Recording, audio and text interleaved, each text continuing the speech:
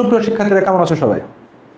বানানের চতুর্থ ক্লাসে তোমাদের সবাইকে সাদর সম্ভাষণ জানাচ্ছি ওমেগা একাডেমিক অ্যান্ড অ্যাডমিশন কেয়ারের বাংলা ইনস্ট্রাক্টর আমি নাসিমুল হক। আমরা এর আগের পার্টে বানানের কয়েকটা নিয়ম নিয়ে আলোচনা করেছিলাম, সেই সাথে গত ক্লাসে বোর্ড প্রশ্নগুলোতে সাধারণত কি ধরনের বানানের প্রশ্ন আসে সেগুলো আমরা কয়েকটা বানান সলভ করেছিলাম। আজকে আসো পার্ট 4-এ আমরা আরো কিছু বানান সলভ করব। প্রথম বানানটা কি? প্রথম বানানটা হচ্ছে ব্রাহ্মণ। এই ব্রাহ্মণ বানানের ভুলটা কোথায়? ভুলটা হচ্ছে এই দন্তন্য। এই দন্তন্যর জায়গায় মূর্ধন্য হবে। কেন মূর্ধন্য হবে? কারণটা হচ্ছে এখানে দেখো একটা র ফলা আছে, আর ঋষির পর সরক পয় হজম থাকলে তারপরে মূর্ধন্য হয়। অর্থাৎ কি, ঋ র এবং মূর্ধন্য শয়ের পরে যদি সরক মানে কি স্বরবর্ণ, ক বর্গীয় ধ্বনি, প বর্গীয় ধ্বনি, অন্তস্থ, হ, জ অথবা অনুস্বার যদি থাকে তাহলে মূর্ধন্য ব্যবহার করতে হবে। তো কি আছে এখানে? রফলা আছে, রফলার পরে আকার আছে, অর্থাৎ আ মানে কি স্বরবর্ণ। তারপরে কি হ আছে, হ এই এটা মানে কি হ যোগ ম, তাহলে হ আছে। তারপরে কি ম আছে। তাহলে কি, যেহেতু রি এর পরে মানে রফলার পরে স্বরবর্ণ আছে, তারপরে হ আছে, তারপরে ম আছে, ম মানে প বর্গীয় ধ্বনি হচ্ছে ম, প ফ ব ভ ম, তার মানে প বর্গীয় ধ্বনি আছে। তাহলে এখানে অবশ্যই দন্তের নয়ের জায়গায় মূর্ধন্য হবে। তাহলে ব্রাহ্মণ বানান হবে এটা, ব্রাহ্মণ, এটা হবে ব্রাহ্মণ বানান। তারপরে দেখো ভৌগোলিক, ভৌগোলিক বানানে একদম সিলি একটা মিস্টেক করা আছে, সেটা হচ্ছে ভৌগোলিক বানানে তোমরা মনে রাখবা, ভৌগোলিক বানানে গ এর সাথে ও কার ব্যবহার করতে হবে।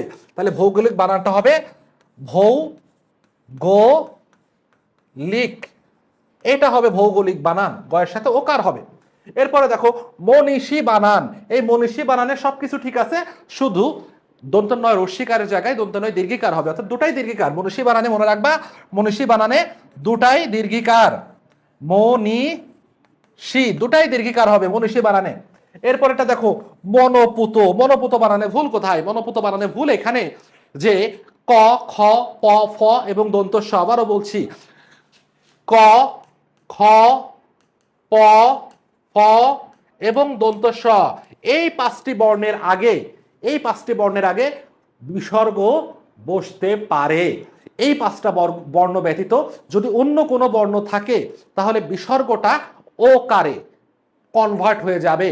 তো এখানে দেখো মনোপুত প আছে, পর আগে তো বিসর্গ বসতে পারে, তাহলে তো বিসর্গকে ওকারে কনভার্ট করার কোনো দরকার নেই। তাহলে বানানটা কি হবে? মন দিয়ে বিসর্গ তারপরে পুত, মনোপুত। এরপরে দেখো মুমূর্ষু বানান। এই মুমূর্ষু বানান কি হবে? মুমূর্ষু বানানের ক্ষেত্রে মনে রাখতে হবে 1 2 1 121 নিয়ম, অর্থাৎ কি রস্যি দীর্ঘি রস্যি অথবা রস্যু দীর্ঘ রস্যু, এই নিয়মটা মনে রাখতে হবে। 1 2 1 121 নিয়ম, তার মানে কি প্রথমে রস্যুকার, পরে দীর্ঘকার, পরে আবার রস্যুকার। তাহলে মুমূর্ষু বানান কি হবে? মুমূর্ষু বানান হবে ময় রস্যু, ময় দীর্ঘ, পেট কাটা মূর্ধন্য শয়, রেপ রস্যু, মুমূর্ষু। আচ্ছা, এরপরে আসো মন্ত্রিসভা। ভুলটা কোথায়? ভুলটা হচ্ছে স্যার মন্ত্রী বানান কিন্তু দীর্ঘিকার। এই মন্ত্রী বানান কিন্তু ঠিক আছে, মন্ত্রী বানান দীর্ঘিকার, কিন্তু সমস্যা হচ্ছে এই যে দীর্ঘিকার যুক্ত শব্দের পরে যদি সভা, জগৎ, প্রাণী, গণ, তা, ত, কা, নি ইত্যাদি যদি যুক্ত হয় তাহলে কিন্তু তার আগে দীর্ঘিকার আর দীর্ঘিকার থাকে না, তার আগে দীর্ঘিকারটা রস্যিকারে কনভার্ট হয়ে যায়। তাহলে এই মন্ত্রিসভার বানানের এই দীর্ঘিকারটাও রস্যিকারে কনভার্ট হয়ে যাবে। তাহলে মন্ত্রিসভা বানানটা কি হবে? মন্ত্রিসভা বানানটা হবে এটা, মন্ত্রী সভা, অর্থাৎ রস্যি দিয়ে বানানটা লিখতে হবে, এটা হবে মন্ত্রী সভা। এরপরে দেখো পরের স্লাইডে যায়, পরের স্লাইডে কি আছে দেখো, পরের স্লাইডে সান্ত্বনা বানান। সান্ত্বনা বানান কিন্তু শান্তর সাথে সান্ত্বনা বানানের কোনো সম্পর্ক নেই, অর্থাৎ এই শান্ত সেই শান্ত না। সান্ত্বনা বানান হবে দন্তের স দিয়ে, দন্তের ন ত, তার নিচে একটা ব হবে, সান্ত্বনা, এটা হলো সান্ত্বনা বানান। দন্তের স একার, দন্তের নয় ত এর নিচে ব হবে, সান্ত্বনা। শিরচ্ছেদ, এই বিচ্ছেদের ছেদ হবে না কিন্তু শিরচ্ছেদে। শিরচ্ছেদ বানানটা কি? শিরচ্ছেদ বানান হচ্ছে শিরচ্ছেদ, তালবস্য ব্যবহার করতে হবে, শিরচ্ছেদ। শিরচ্ছেদ বানানে কেন তালবস্য, তার একটা ব্যাখ্যা আছে। তার ব্যাখ্যাটা হচ্ছে শিরচ্ছেদের সন্ধি বিচ্ছেদ হচ্ছে শির বিসর্গ যোগ ছেদ। এখন বিসর্গ সন্ধির নিয়ম অনুযায়ী বিসর্গর পরিবর্তে কি কি আসতে পারে? আসতে পারে তিন সরাও, অর্থাৎ দন্ত স, তলবস্য, মূর্ধন্য স। আর কি আসতে পারে? র আসতে পারে অথবা ওকার আসতে পারে। চ কিন্তু কখনো বিসর্গর জায়গায় আসবে না। তাহলে কি আসবে এখানে? তালবস্য আসবে। শিরোচ্ছেদে যেখানে বিসর্গর পরিবর্তে তালবস্য আসে, তাই শিরোচ্ছেদ বানান তালবস্য দিয়ে লিখতে হবে। শিরোচ্ছেদ, বিচ্ছেদের ছেদ লেখা যাবে না। এরপর আসো শ্রদ্ধাঞ্জলি। শ্রদ্ধাঞ্জলি বানানটা কি হবে? শ্রদ্ধাঞ্জলি বানান হচ্ছে আলি, অঞ্জলি, আবলি। শব্দের শেষে যদি এরা কেউ থাকে তাহলে অবশ্যই রস্যিকার ব্যবহার করতে হবে। এই শ্রদ্ধাঞ্জলি কি আছে? লাস্টে অঞ্জলি আছে। অঞ্জলি বানান থাকলে কি লিখতে হবে? রস্যিকার লিখতে হবে। তাহলে শ্রদ্ধাঞ্জলি বানান কি হবে? শ্রদ্ধাঞ্জলি বানান হবে এটা, শ্রদ্ধাঞ্জলি। রস্যিকার দিয়ে লিখতে হবে, শ্রদ্ধাঞ্জলি রস্যিকার দিয়ে লিখতে হবে। এরপরে সমীচীন। সমীচীন বানান খুব সহজ। সমীচীন বানানে দুটোই দীর্ঘিকার হবে। সমীচীন বানানে মনে রাখতে হবে দুটাই দীর্ঘিকার। সমীচীন,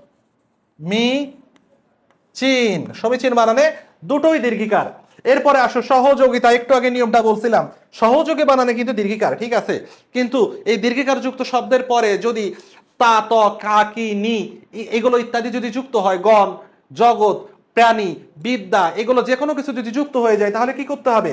তাহলে এই দীর্ঘিকারটা রস্যিকারে কনভার্ট হয়ে যাবে। তাহলে সহযোগিতা বানান হবে সহযোগিতা, এটা হবে সহযোগিতা বানান। এরপর আসো স্নেহাশিস। স্নেহাশিস বানানে, শীষ বানানে এই মূর্ধন্য স ব্যবহার করা হবে না। শীষ বানানে কি ব্যবহার করতে হবে? দন্ত স ব্যবহার করতে হবে, শীষ দন্তের স। তাহলে কি স্নেহাশিস বানান কি হবে? স্নেহা শীষ, এটা হবে বানান। তো আজকে আমরা কিন্তু ছয়টি 12টি বানান নিয়ে আলোচনা করলাম। ঘুরে ফিরে আমরা আমাদের এই রানিং ক্লাসে মোট 60টি বানান নিয়ে আলোচনা করব এবং ঘুরে ফিরে কিন্তু বোর্ডের কোশ্চেনগুলো থেকে 60টি বানান থেকে প্রশ্ন আসে। সো এরপরে ক্লাসে দেখা হবে আরো 12টি নতুন বানান নিয়ে। সে পর্যন্ত সবাই ভালো থাকো, সুস্থ থাকো, ওমেগার সাথে থাকো। ধন্যবাদ সবাইকে।